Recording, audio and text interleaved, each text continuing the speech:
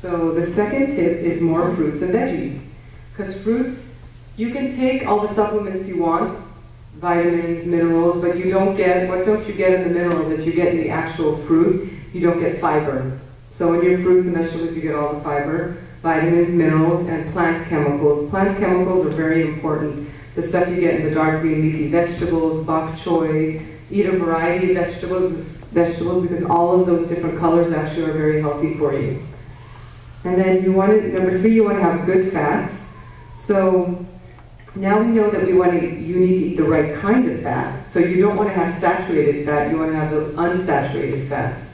So and that can lead to having lower bad cholesterol. So you want less LDL, the bad cholesterol, by eating polyunsaturated fats. The other thing that's really good for your heart is the omega-3 fatty acids that you get in your fish. So salmon is a great example of that, the cold water fishes. The oily fishes like trout, lake trout, very healthy also, have a lot of omega-3 fatty acids. And fish, of course, seeds, nuts, and seed oils. So canola oil is much better for you than some of the other heavier vegetable oils. We were talking at the table about how much we used to use, a lot of people that came to this country used to use margarine. Margarine was like, wow, and Crisco. So you don't want to use a lot of those things because any of those shortenings that are solid at room temperature, like Crisco, I mean, you can scoop it out, right? It never really dissolves unless you heat it up, but that's how, because it's solid at room temperature, it's solid in your arteries. When you take it in, when you eat it, it just clumps around your arteries. So if you take an artery and you cut it in half, you want to see, open flow. As people get older, and if they have bad diets and inactivity, and your heart is not pumping well, all of that buildup will just build around your arteries, and then the blood, of course, can't get through, and you can have a clot, and that would lead to, the clot to the heart would be a heart attack, and a clot to the brain would be a stroke. So there's really a lot of things we could do with our diet and exercise to keep ourselves healthy to the best of our ability. So number 4 is replace your refined grains with whole grains. So less potatoes, less starch. You could still have it, but again in moderation. Less fries. You can have it once in a while, obviously. It's not going to destroy you if you have it once in a while. But try and have more whole grains. So whole wheat breads. Any brown rices, of course, are better than white rices. And then limit the amount of carbohydrates, because if you have too many carbs, you can already tell from yourself if you eat too many carbs where it stays, right? It kind of goes to the middle section. That's right. Refined carbohydrates are digested quickly. This is an important concept that I think a lot of people don't realize. So if you have a lot of refined carbohydrates, your body digests them very quickly. And that causes your insulin to go up right away. So insulin is a hormone that your body produces when you eat sugar. It should do that. Your body should normally do that. But when you have a lot of the refined carbs, the insulin goes up right away instead of progressively slowly going up in your bloodstream, which is what happens with the carbohydrates that are not refined, the whole grains. So refined carbohydrates are digested quickly, causing your insulin to surge, which means go up really quickly, and your blood sugar to go up very quickly. So that causes your triglycerides to go up, and it decreases the good cholesterol. So you don't want that. Of course, you always want to have more of the good cholesterol, the HDL. So potatoes are a good actual source of fiber, and they have good potassium, but again, you moderate it. So you can just steam a potato. You don't have to make mashed potatoes and put a stick of butter in there. You don't have to have French fries all the time, because that is adding all the salt and the fat content. So a boiled potato is fine, and you don't have to have a potato that's this big. You can have a potato that's this big. So again, a lot of what you do in your diet is definitely related to moderation. You can just have smaller portions. If you feel like you eat too much, when you eat, you shouldn't feel stuffed at the end of your meal, actually. Most people eat and they want to feel, I'm stuffed, I'm done. You should actually stop eating before you feel too stuffed. Number 5, this is a good one. Now, Starbucks wouldn't be in business if this one was true. Eliminate liquid sugars. So a lot of people get tons of calories through, and you think about it, an iced tea, if you drink a lot of sodas, of course, and a a lot of sugary drinks that really keeps you, especially in this society of monster drinks. And I mean, I know they don't have sugar, but they have fake sugar. A lot of people just kind of grab their drink, and that's their like nutrition for the morning. So I thought this was an interesting statistic. A 2011 Harvard study showed that sugar-sweetened drinks are strongly linked to long-term weight gain. So if you continually drink that, so for like kids that are growing up drinking a lot of soda and a lot of juice is full of sugar, it's very empty calories. They really recommend that they have like 1 glass of juice a day, that's it.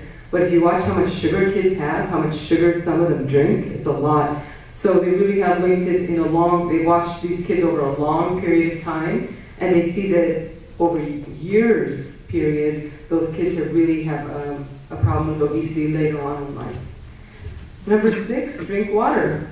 4 to 6 cups daily. I know most people say 8, or 2 2-liter bottles. And the best way to do that, obviously, is just to drag around the water bottle.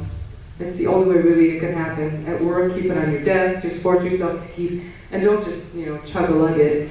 Just sip during the day. Keep drinking it all day long to hydrate yourself. So water also helps move fiber. So if you're going to have a lot of fiber, it helps you move all that fiber down your digestive tract. Because you don't want to have all that fiber and then not drink enough, right? Because what happens? It just sits in your system, the fiber. You need water to kind of move it along. So number 7 is learn to like less salt. Oh, yeah. Learn to like. So it's a learned behavior. If you like salt, you can teach yourself not to like it so much. How? Just by limiting yourself. You just have to be able to limit yourself and just train yourself, I think, and think about the long-term outcome of having high blood pressure is not worth, all of the salt ingestion. Because salt really is just a flavor enhancer. It makes the food taste better. Yes. So I think once you start using less of it, you acquire less of a taste for it. Your body, after a while, won't want it as much. Just like sugar. When you kind of cut down your sugar, your body kind of doesn't want it as much anymore. So I thought it was interesting. You should have about 2,300 milligrams of salt a day. Now that doesn't mean anything, of course, because nobody knows how much salt is in everything, but just to give you an example, when you look at the back of a chip bag, I was just looking at one at my parents' house, 1 ounce of chips, which an ounce is tiny, right, is 200 milligrams of salt.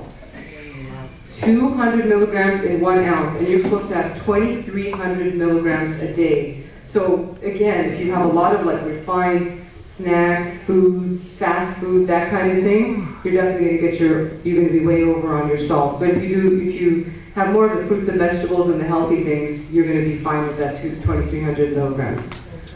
Number 8 is supplements. Some people take a lot of vitamins.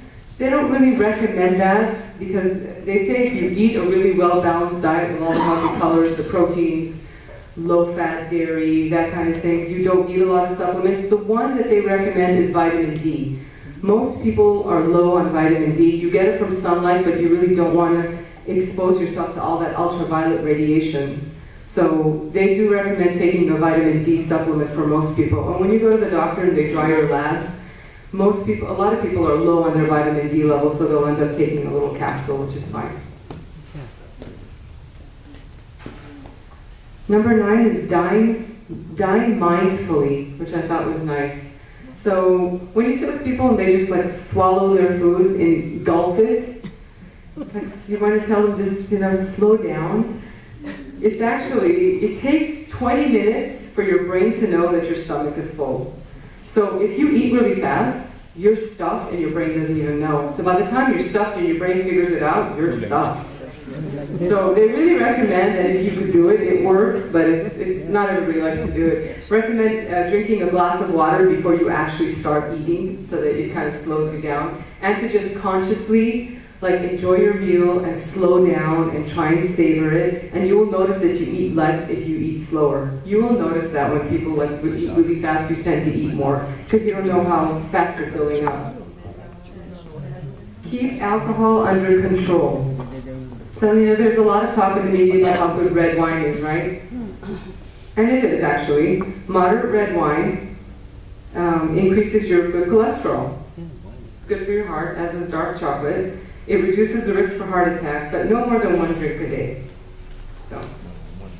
Number 11, eat breakfast. One that a lot of people, you know, in the rush that we're in, a lot of people don't. But actually eating breakfast, healthy morning meal makes for smaller rises in blood sugar and insulin throughout the day. So you want to keep that consistent amount of blood sugar in your bloodstream all day long. So if you don't eat and then 11 o'clock you drink like a Starbucks that has probably 500 calories and tons of sugar, your blood sugar goes up, and then your body makes all the insulin and then it has to come down again. So you want to avoid those peaks and valleys. You want to keep a consistent, have your meals so that you keep a consistent amount of blood sugar in your system. And that also prevents, of course, diabetes from happening in the future as we get older.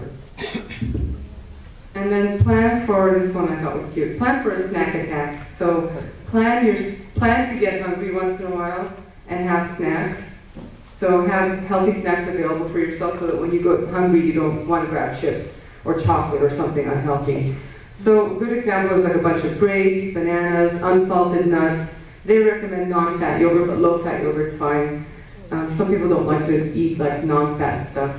Drink 8 ounces of water first. That's another recommendation that you kind of always do that.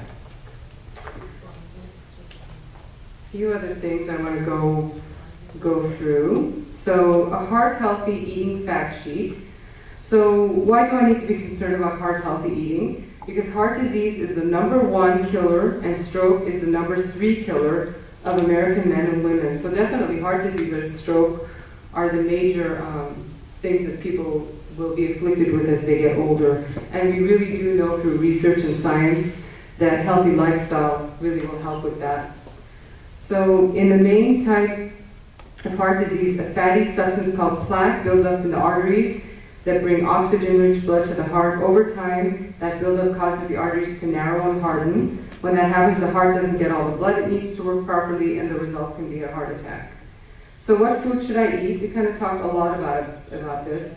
Fruits and vegetables, grains. Again, half of your grains should be whole grains, such as whole wheat, oats, oatmeal. Oatmeal really is good. Whole grain corn, brown rice, wild rice, whole rye. I'm sure bulgur is good on that list. Whole grain barley, which must be bulgur. Yeah, it actually does say bulgur. And there's something new called quinoa, Q-U-I-N-O-A.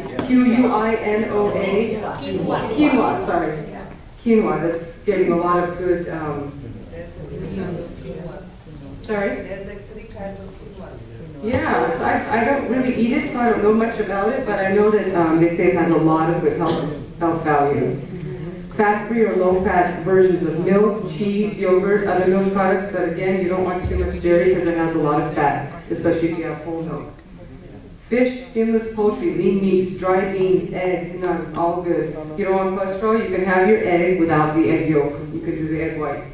Polyunsaturated and monounsaturated fats found in fish, nuts, vegetable oils, very good for you. So you should limit the amount of saturated fat.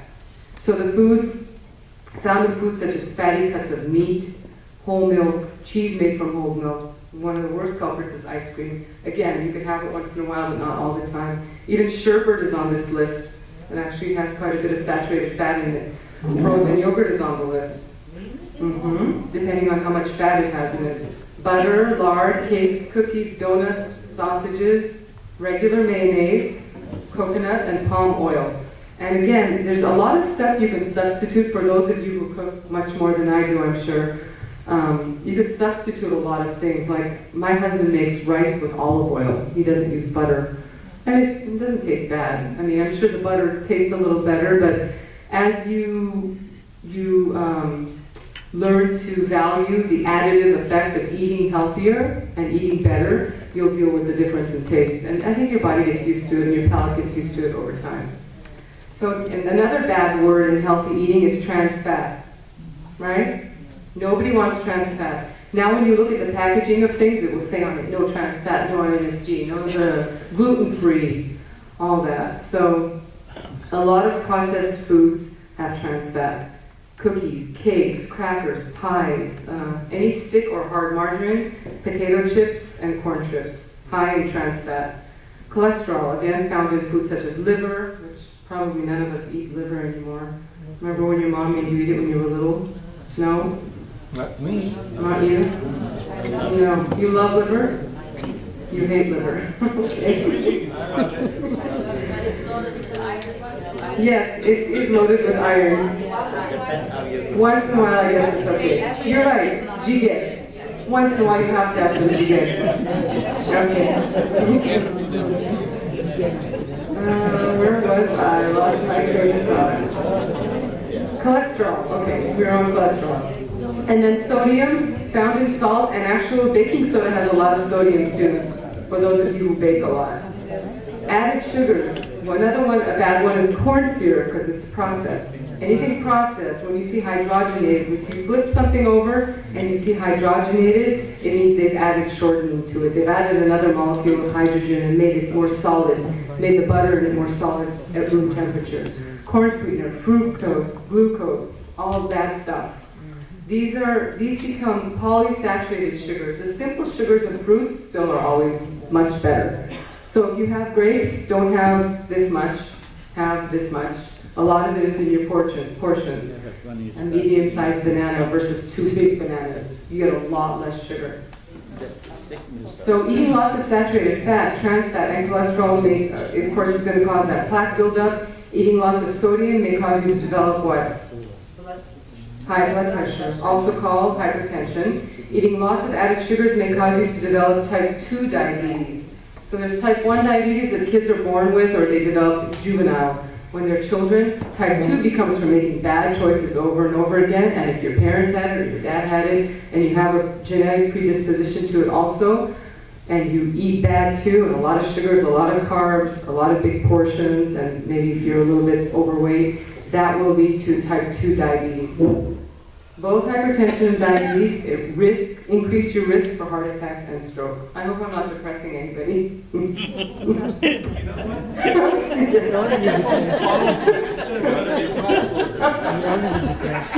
you can still eat. You just have to do it in moderation. Your dad has something to say. Your dad has Oh, my dad has something to say, yes. All Armenians eat a lot of chikofta. Is that good? No. Chicken is Asking you. red meat. Yeah, raw. Red meat, raw, it's lean. So at least, I don't eat it. Everybody tell me I'm not Armenian. I don't think it's that bad because it's lean meat. Again, it's the portion and if you eat it all the time. It's a leaner meat at least. It's not fatty, it's not, But it's raw. it's raw, yeah. It doesn't matter. Okay. Yeah, it's the fat content and you don't eat it all the time. It's red meat. I'm still Armenian. Still Armenian. I don't It's extra lean, yeah, it's extra lean. Yeah, I think it's okay. Again, in moderation, it's not a fatty, it's raw and it's lean, you can see it. I thought you were going to ask me about pastırma. İyi küçülür hayatım, he doesn't even like it, I don't know why you're asking. All right, so again, limit your amount of prepared foods that come in packages, so bread, cereals, cans, snacks, desserts, all of that, so limit that. The label states how many calories is in it and how much saturated fat, trans fat, and all those words that are bad words, so you limit that. For food that does not have a nutrition fact label, such as a raw apple or salmon, you can actually go on the USDA website and you look at all that up. So,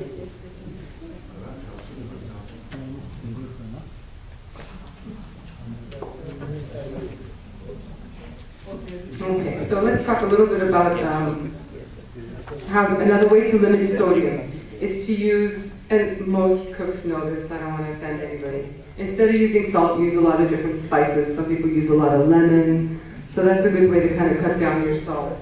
There are plenty of salt-free spice combinations that you can find in the grocery store. It may take a while for you to get used to the taste, but again, you don't even have to use the salt substitutes. You can use different spices, and those people who cook a lot actually come up with that on their own, I think.